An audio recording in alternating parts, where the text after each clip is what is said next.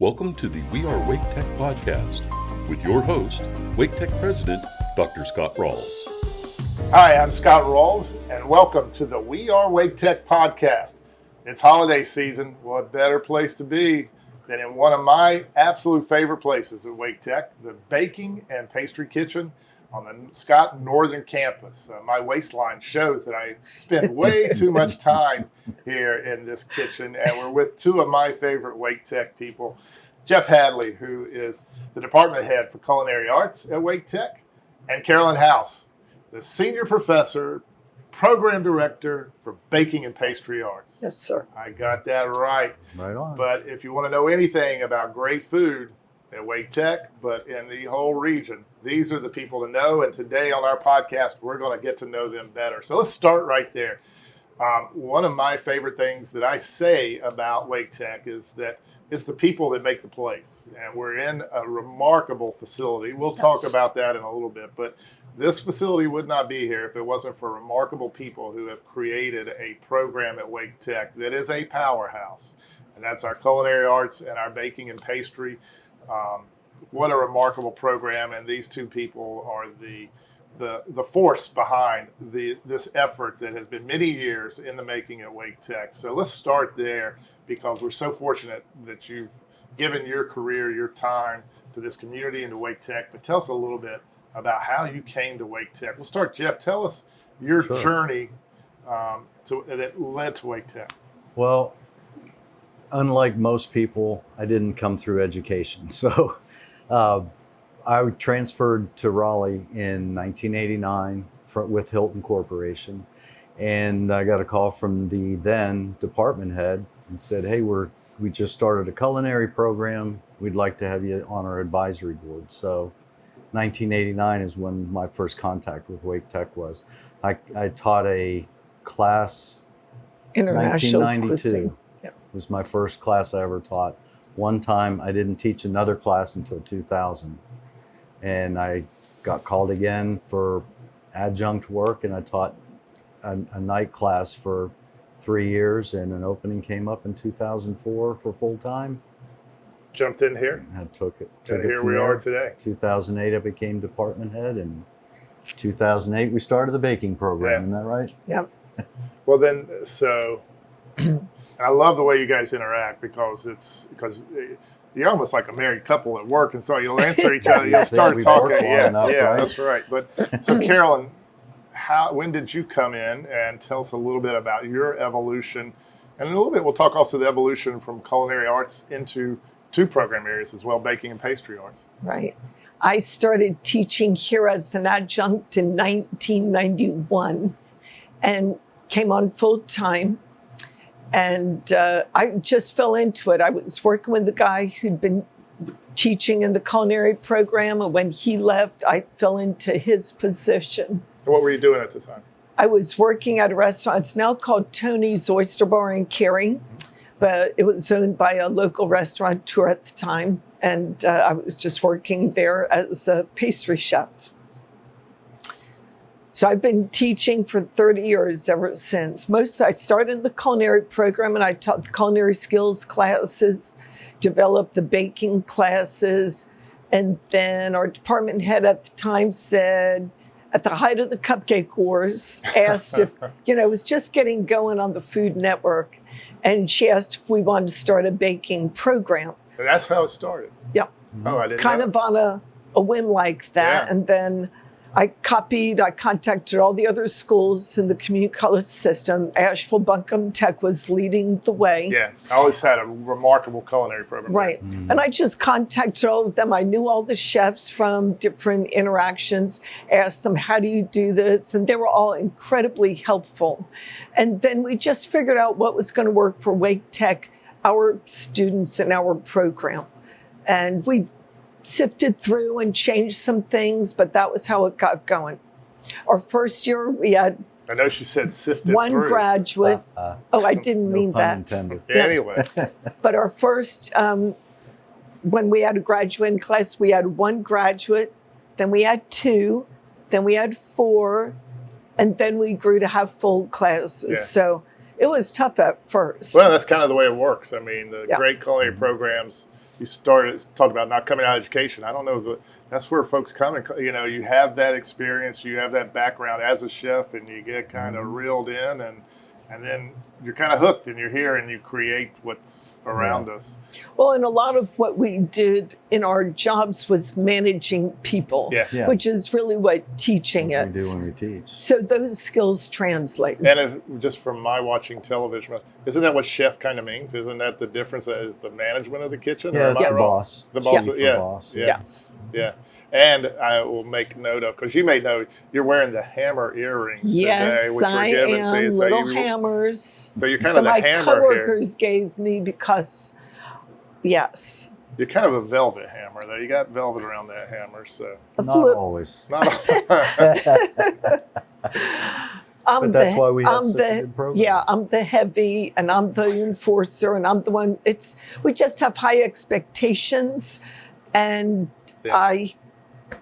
students, they appreciate it. They rise to those expectations. Absolutely. They like the boundaries. They know what to expect. Yeah. Well, no one ever got anywhere with low expectations. That's true. So, well, let's talk about that, because so this program, Culinary Arts, it's unique. It's the only program in the county that I'm aware of, It is. and one of the certainly strongest in this region, this part of the state.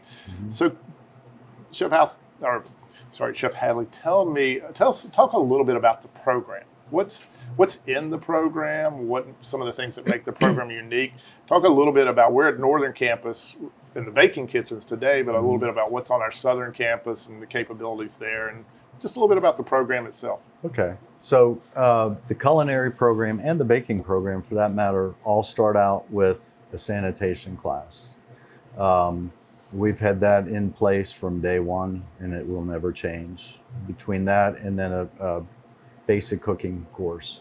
We do a little bit different than the baking program at the South Campus for the culinary program, but they're essentially the same in basic foundational skills. We offer cold food, garde-manger, which is the cold kitchen. What'd you say? Garde-manger, It's the French word. the French word. That's a new one for me. But it's the cold kitchen pantry station in a Salads, regular desserts, appetizers. Yep.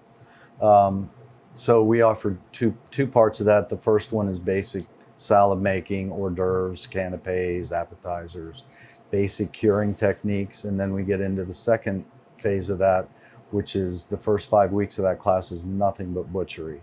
So students are going from poultry to seafood to beef to veal to lamb to pork, and learning how to break down those, not the entire animal, but certain pieces and parts. We go into sausage making. We cure most of our own bacon for the South Campus culinary program.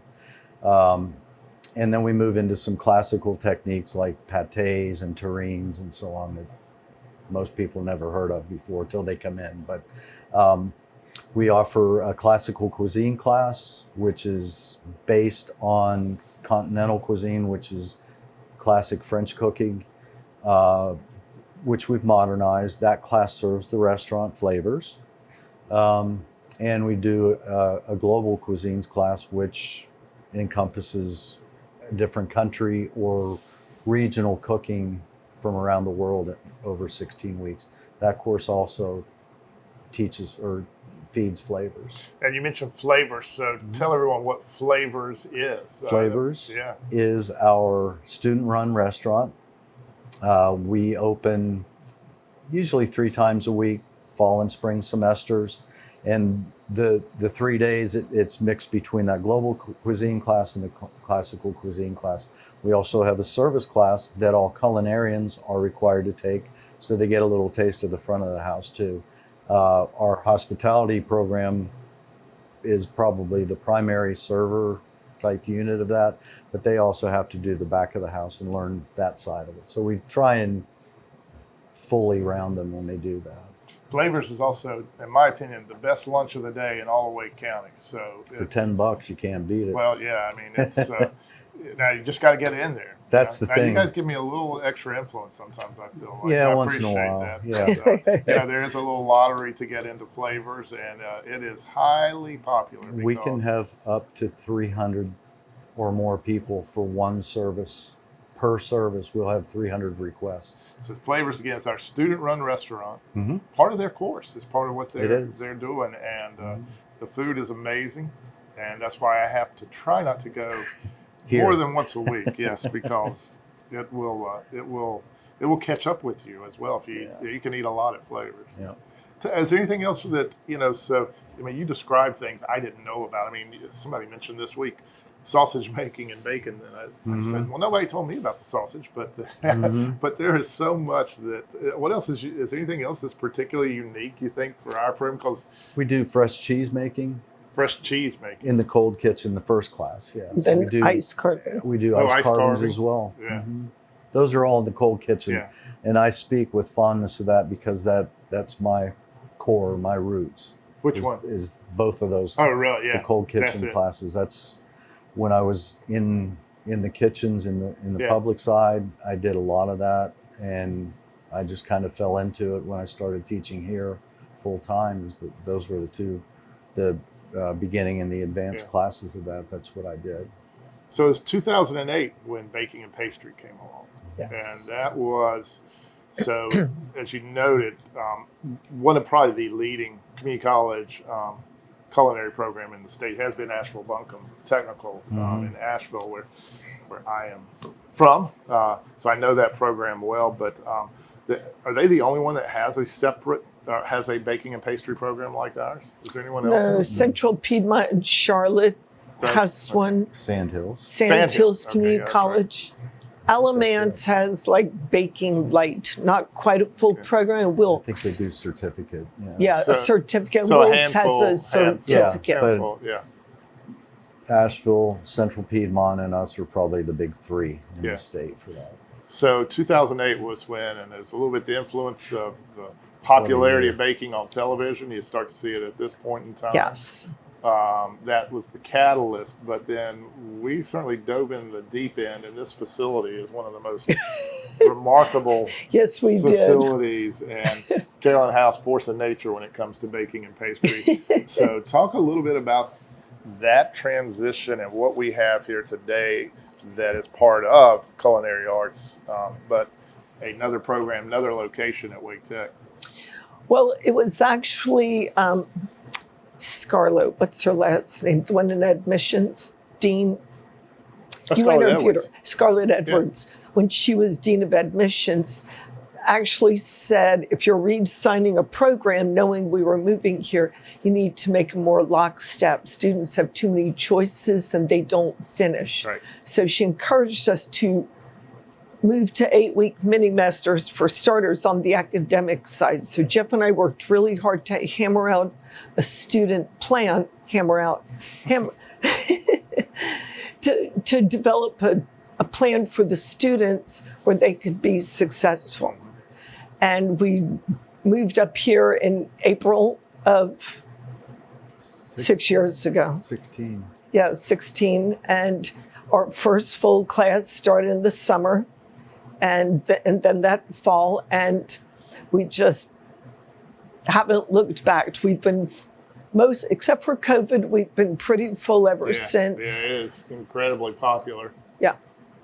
And there's some unique things that happen in this program. Oh, we're crazy. We have a lot of events because the students have said, well, I believe that just having a test at the end of a class isn't always the best.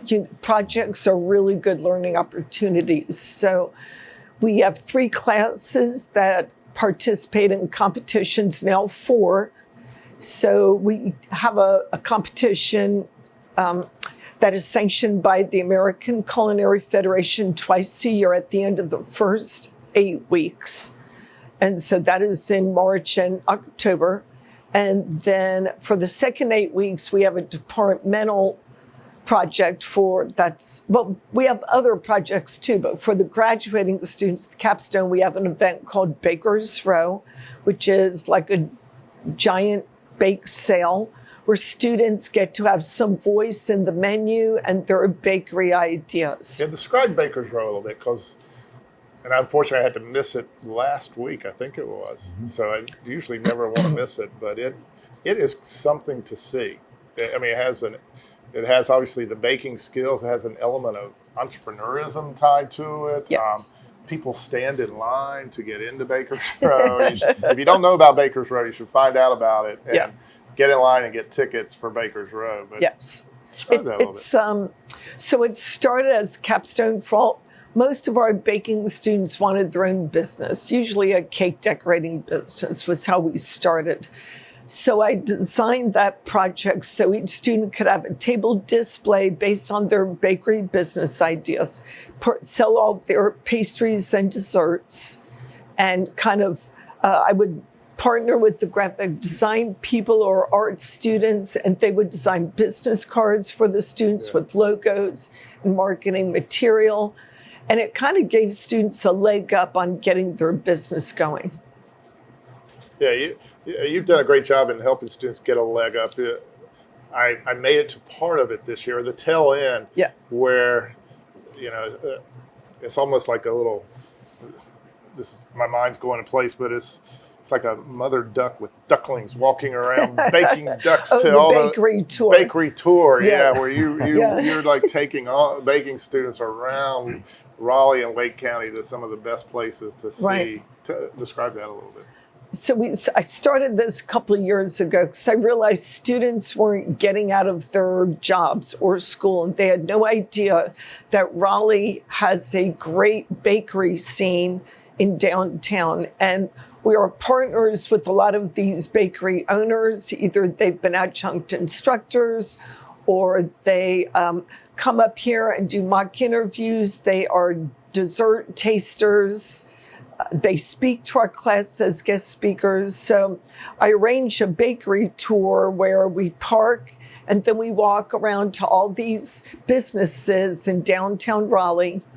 And I ask each business owner to speak to the students for about 20 minutes, talk about their journey. Students buy pastries, they get to look at it, and it just gives them an idea of what could be, what could happen, and they hear the journey of how hard it is to open a business and the perseverance these business owners had and just how they got going. So it's also been a great connection for the students because a lot of them have gotten jobs from the bakery tour by seeing it. Then they follow up with an email and their portfolio, their resumes, and so it's just a kind of a win-win both ways. Related to that, Jeff, let me ask you a question.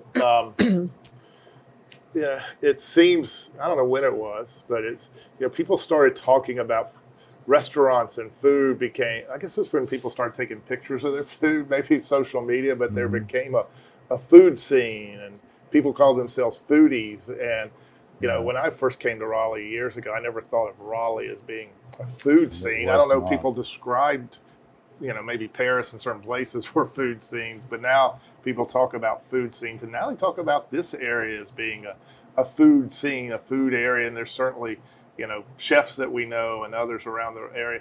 How is Wake Tech, what have you seen over the years, and has there been a role with Wake Tech in the evolution of food in our region? Can you describe a little bit about that? Going back again to when I moved here, I think there was a Daryl's, Hooters, Fridays. Probably Angus Barn. Angus Barn was probably. Angus Barn was the thing. And I think there was one decent downtown evening restaurant, and that was Est, which again, that was a great place. I remember that name. Yeah. But that was it. So there was nothing. It was all chain stuff. But it just seemed like, and I'm sure it's coincidental more than anything right now, but as our program started to grow, so did the food scene here grow. And of course, I think 2002 is when things really started taking off, when Food Network became popular. Food Network. And I think that's what really started driving a lot more students towards us. However, in that interim time, we were putting students out into the workforce continually. And to this day, you can go to most any restaurant in this city and touch a Wake Tech student, whether they graduated or just took classes. I could name many, many restaurants that I know of, and I'm sure Caralyn's right in there with us with the bakers, that Wake Tech has influenced in some way or other. And that food scene has changed and refined, and we have become a lot more popular with that foodie destination or designation, if you will. And in Raleigh. Yeah. Yeah. And really, that's starting to reach out to Johnston County, into Clayton. People moving out. We influence Durham just as much, and then even to the east, we have students that are driving from Wilson, Rocky Mount. We have students that are moving here from other states just to take our programs. Yeah. Well, I like to say Wake County runs on Wake Tech, but the Raleigh-Wake food scene also runs on Wake Tech. That's right. And one of the things I appreciate about you all too, and the students and the faculty in this program, is you also give back to this region. Caralyn, you're talking today about,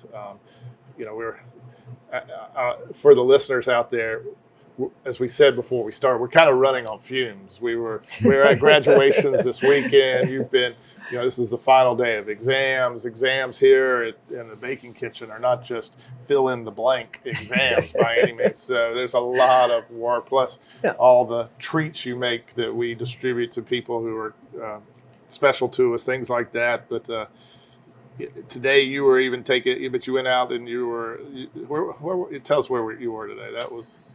So I took the graduates to lunch at a place at the table, pay as you can restaurant in downtown Raleigh. And their mission is to feed people with food insecurity.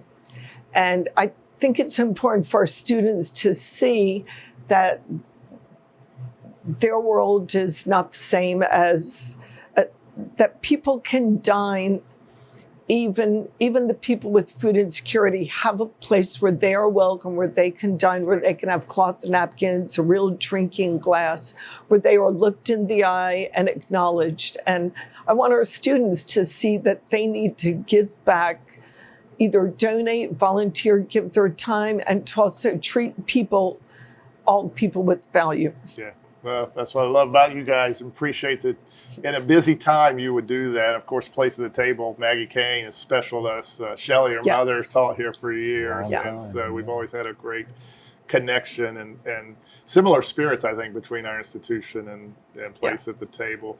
And Jeff, let me ask you about that, because one of the things I've noticed, I love Wake Tech faculty. Wake Tech faculty are here because they care so much about the students. And that's why, I always see that. But I see that too in all the faculty that are here. I've seen your faculty laugh with students. I've seen your faculty cry, not, cry in joy over, seeing a student just achieve and overcome odds. And you got some great teammates surrounding you. How do you find the types of people you have here that have the skills, the head and the heart to be? Gosh, that's a tough one.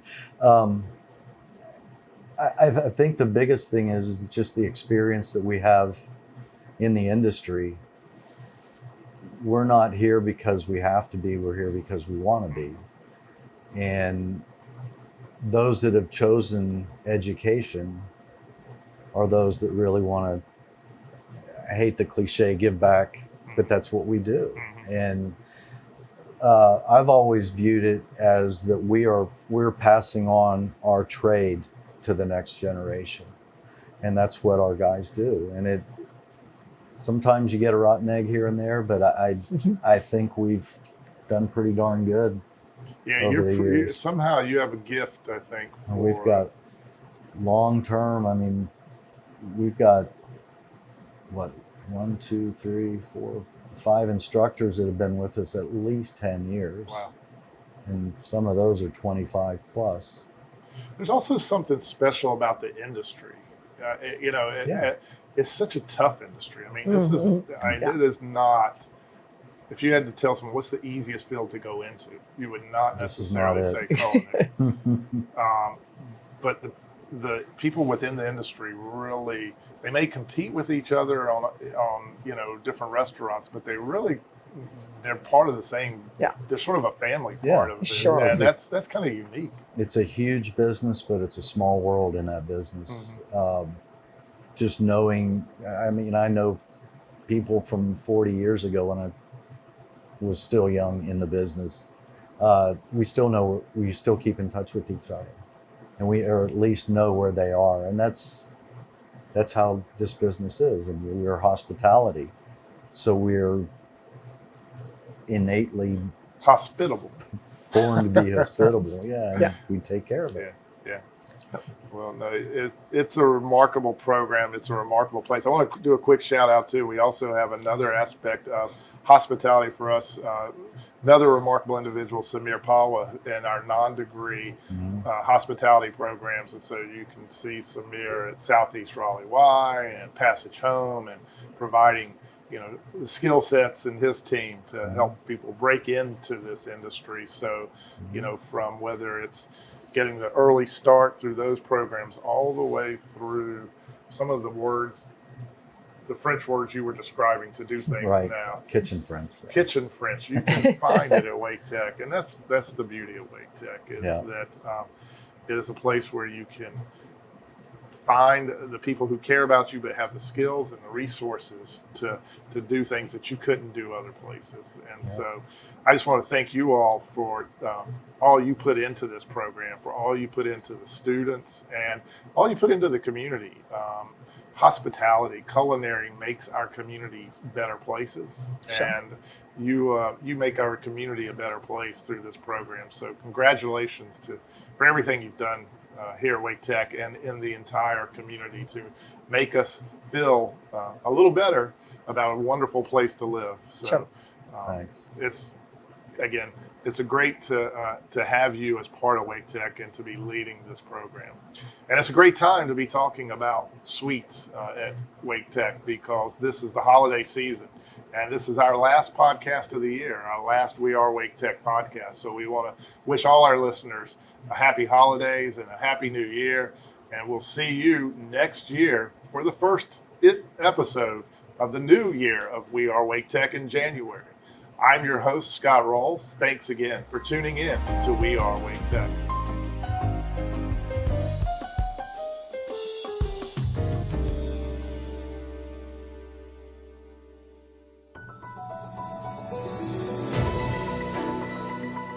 I'm Lori Clowers with a Wake Tech News Update.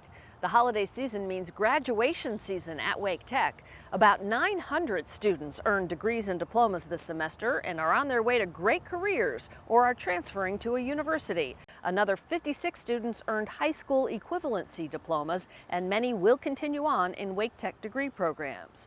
Wake Tech Health Sciences graduates held their traditional pinning ceremonies. Graduates include 69 new nurses, including the first 5 from Wake Tech's new practical nursing program, as well as dozens of other allied health professionals who are prepared to fill high-demand jobs. The National Science Foundation is shining a light on the great work being done with grant funding at Wake Tech. NSF Director Setharaman Panchanathan came from Washington with Congresswoman Deborah Ross. They toured the STEM lab on the Scott Northern Wake campus and learned about unique research projects conducted by Wake Tech students. Wake Tech currently has 6 active NSF grants, including a $1.4 million grant for STEM research, which is the college's largest NSF grant to date. Many thanks to the State Employees Credit Union, which has renewed its funding for up to 30 Bridge to Career scholarships. These awards are for students in accelerated non-degree workforce training programs. Wake Tech celebrated its diverse student body with International Day events on 2 campuses. The college currently has students from 130 countries, and many of them shared information, photos, artifacts, food, and more from their native lands. International Day is always a popular student event and a time to appreciate different cultures and customs. Christmas arrived early for students in Wake Tech's Fostering Bright Futures program. 18 students who grew up in foster care gathered with mentors, volunteers, and college staff to celebrate their accomplishments during a festive holiday party. Only a small percentage of foster youth are successful in achieving a college degree, so these students are beating the odds. Wake Tech students are tops in the state in math. The Wake Tech team took first place overall at the North Carolina Mathematical Association of Two-Year Colleges competition.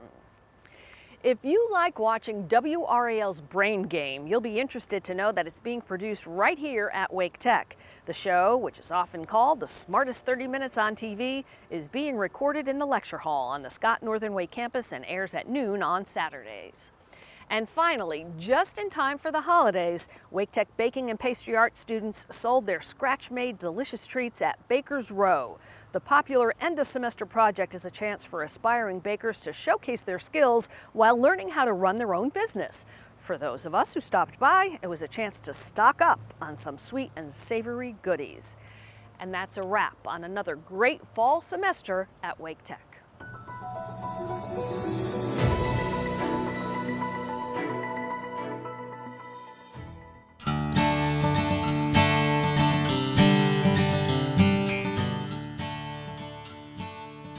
Hey everybody, my name is Chef Aaron Stump at Wake Tech Community College.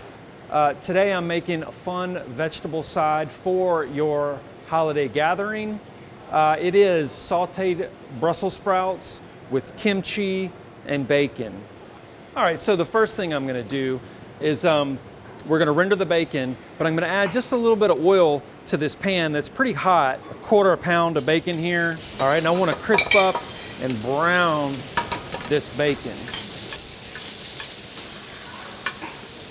I'm rendering this bacon at about medium high.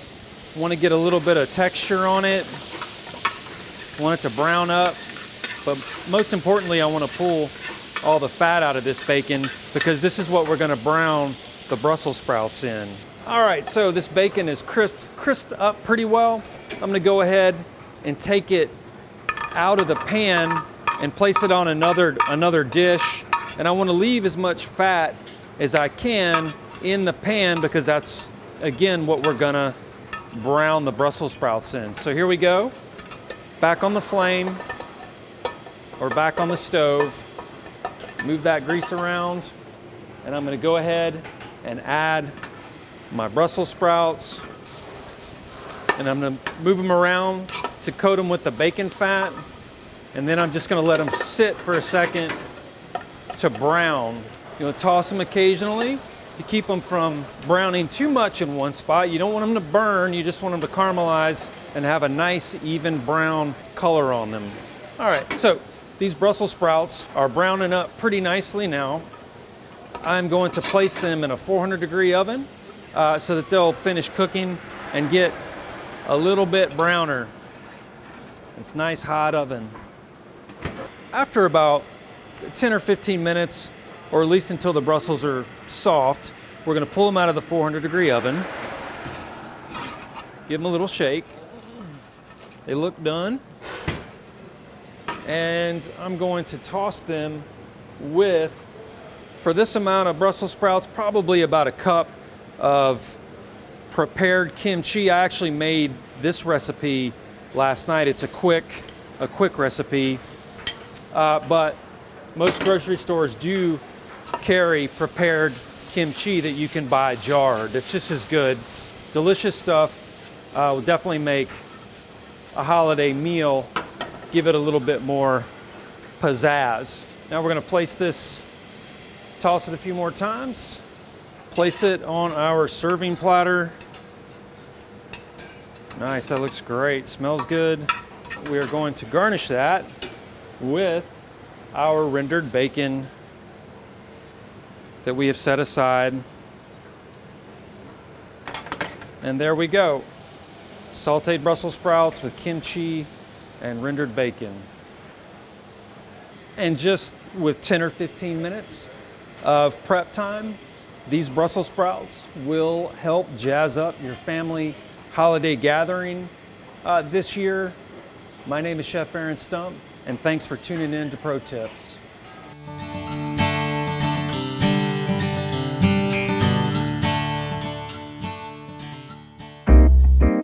Thank you for listening to the We Are Wake Tech podcast.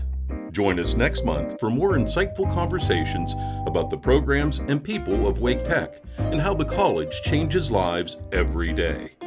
Be sure to subscribe to your favorite podcast app to have each episode delivered right to your computer or mobile device.